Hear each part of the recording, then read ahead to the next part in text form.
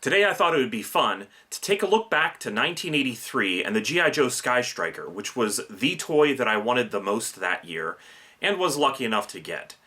But today I thought that we would focus specifically on Ace and a very rare sample of that figure.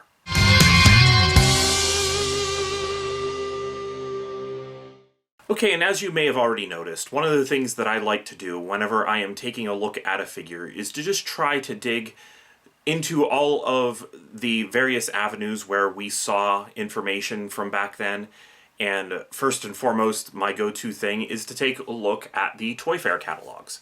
So here is the 1983 G.I. Joe, well, to me it's the 1983 G.I. Joe Toy Fair catalog, but it's actually the 1983 Hasbro catalog. And inside of it is all kinds of other stuff, plus G.I. Joe, of course. And the Sky Striker, if we take a look there right away, it's a beautiful page. There's so much here that we're kind of familiar with. The extra black details on the Sky Striker are striking, no pun intended. But looking at Ace himself, there's actually some interesting details there. Looking close, you can kind of see that this actually isn't a finished figure. This figure has what I call the standard 1983 swivel arm biceps because they are very undetailed and they appear on several figures in their early pre-production form. I would guess that it may be a placeholder because who knows if that part was maybe sculpted later. I don't really know exactly what the time frame was on the 1983 swivel arms coming about, but we have seen some interesting things on the development of swivel arms, and maybe they actually developed some of these as straight arms in the sculpting phase and had to change them. But Ace also has the tubes for rivets, and you can kind of see here that he does not have the back of his helmet painted. And there are other interesting things. Probably the Sky Striker actually has more changes to it, such as the placement of decals and the fact that the parachute is fully colored. There's a lot of cool things actually to look at on the Sky Striker, but really I wanted to focus on Ace. Oh, and the super cool box art that is a mock-up box of the Sky Striker that's not anywhere near the awesome finished painting is just kind of fun to see. But I enjoy looking at this and seeing Ace in his early form. Another place that's good to take a look at is the original commercial. And in the commercial for Ace, the back of his helmet on that is actually painted white. And it does look like he still has those standard 1983 biceps for swivel arms, but he's getting closer to the finished figure. What I find more interesting in the commercial is the fact that at the beginning, the animation sequence depicts Ace in a different color. That could be to help him stand out from the Sky Striker, but it also could be because maybe a different color was sent to the animators, because as you know, it would take a long time to actually animate something. A little bit more lead time would be necessary, so maybe the figure wasn't quite finished whenever it went off to the animators, and so Ace inside the commercial, you know, I can't tell. He's a different color than the black of the Sky Striker, but I don't necessarily want to call him gray because the missiles of the Sky Striker are shown a little bit after that, and they're definitely gray. He kind of has a greenish hue to him.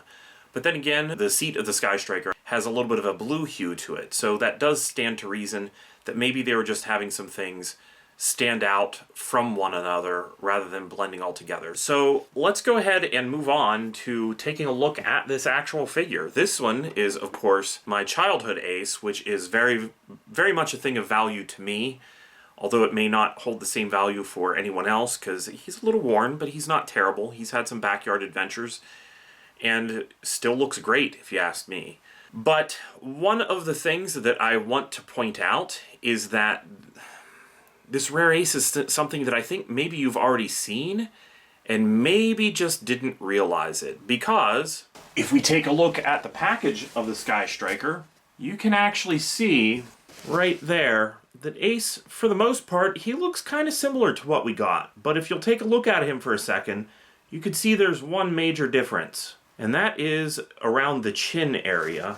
If you look at the finished Ace figure, the helmet fits relatively flush down low on the neck, and the head kind of where it's placed makes sense for human proportions. This ace figure, however, does not make as much sense. If you will look at that and compare, you can see that the chin is much, much higher up than what was released. And I think the reason for that is obvious. It doesn't look very good. There may be a less obvious reason. I kind of wonder how well this figure actually fits within the Sky Striker. Could be when you close that canopy, maybe it doesn't have as much clearance as it may need. If you were like me, you probably stared at the insert catalogs that were included with G.I. Joe vehicles. And sometimes whenever they would be making a new figure, they would cobble together a mock-up of it from existing parts in order to make something similar that can just kind of stand in as a placeholder. And if you'll remember, back whenever maybe you were looking at the pictures of the Defiant, that Payload didn't look quite the same. That's because Payload was actually comprised of multiple different figures. I think there's a little bit of Strato Viper in there. If I recall, I probably should just look at it myself, but going from memory, I think that there's some Strato Viper in there, and there is this higher collar on his head. And you can tell that it's an ace figure, but I always kind of wondered, well, why does it look this way? Did they lengthen the helmet in order to make it so that it looked more like a spacesuit? But I don't think so. I think what the case is that they actually got one of these sample ace figures and used that whenever they were making the mock-up for Payload. However, that isn't the ace that's really cool that I wanted to show today. Instead, I have one that comes even earlier than that and is a sample, and that would be this figure. You can see that the chin, I keep calling it the chin, maybe I should call it the collar of the helmet, is that higher or thicker look to it, but also the back of his helmet is gray. And I have to wonder if that's meant to just match the gray that is on the rest of his suit, because it does, or if maybe there's something here that was a little bit of a placeholder of an earlier color of Ace that may have been sent off to China to be mocked up. One of the other things that is really striking that I had not noticed until today is that the flesh tone of this Ace figure is a lot more peach. It is kind of the same thing that we actually saw on the pre-production sample of Duke. And if you watched Operation Armor from Codename Iowa, Philip and Chris and I talked about this sample Duke at one point. I don't really remember in relation to what, but we definitely talked about it on Operation Armor, and it definitely had this same flesh tone. So to me, it's interesting to see a couple of figures from 1983 that are early samples and both include this weird pre-production flesh tone that can't be found in the 1982 or 1983 toy line. And the other thing I thought may be a good idea to point out or to compare is I have here with me the 1998 Ace with the gray helmet, just to kind of take a look and see, do these look similar to each other? And they do not, because the 98 one actually has that black trim all around it, so it is not the same. Not the same at all. Coincidentally, I happen to have a sample of the 1998 Ace as well.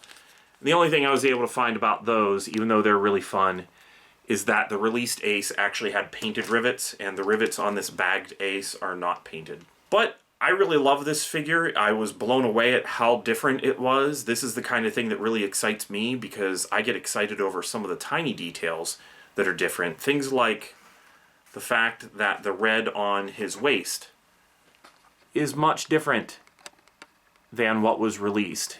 And that was tweaked and changed over time by the time they got around to something like, say,